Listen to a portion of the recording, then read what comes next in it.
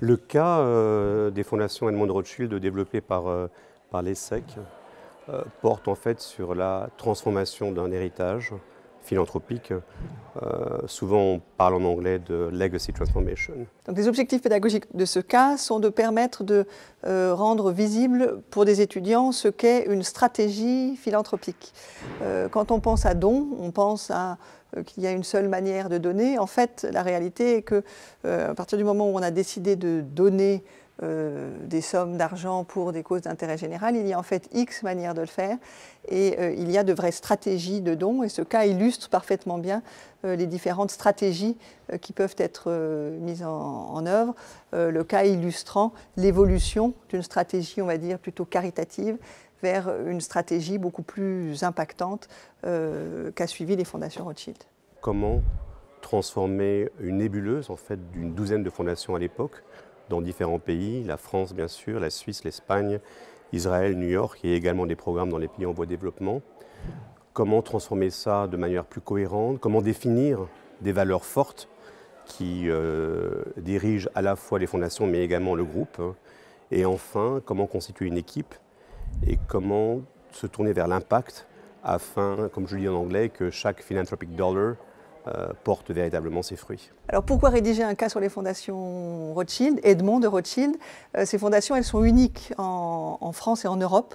Ce sont des fondations qui ont été créées par la branche franco-suisse de la famille Rothschild, une famille impliquée depuis le XVIe siècle dans des activités bancaires et qui a une extrêmement forte tradition philanthropique.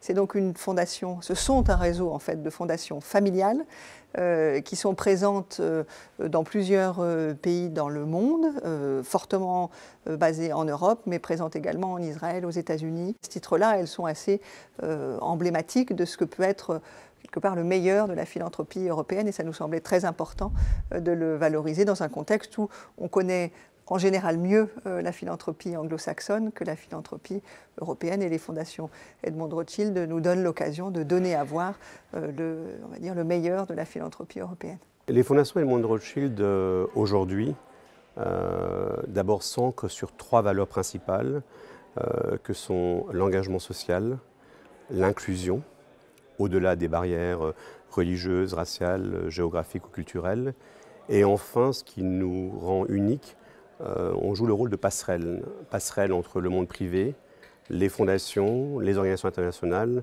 voire les États, comme c'est le cas par exemple en France, où nous travaillons avec le ministère de l'Éducation ou celui de la Culture. Les thématiques que nous développons s'orientent dans 4 domaines précis. Le premier est la santé, où nous nous concentrons uniquement aujourd'hui dans les domaines ophtalmologiques et de neurosciences, fondé sur notre hôpital à Paris. Nous travaillons dans le domaine de l'éducation. Nous travaillons dans le domaine de ce qu'on appelle en anglais le capacity building, la formation principalement tournée vers les entrepreneurs. Et enfin, nous travaillons dans les arts pour des raisons à la fois historiques mais aussi très actuelles, où aujourd'hui chacune de nos actions est tournée vers le social, est tournée vers l'engagement, est tournée vers le changement. Ce cas est disponible en version française et anglaise sur le site de la CCMP et sur le site du Case Center.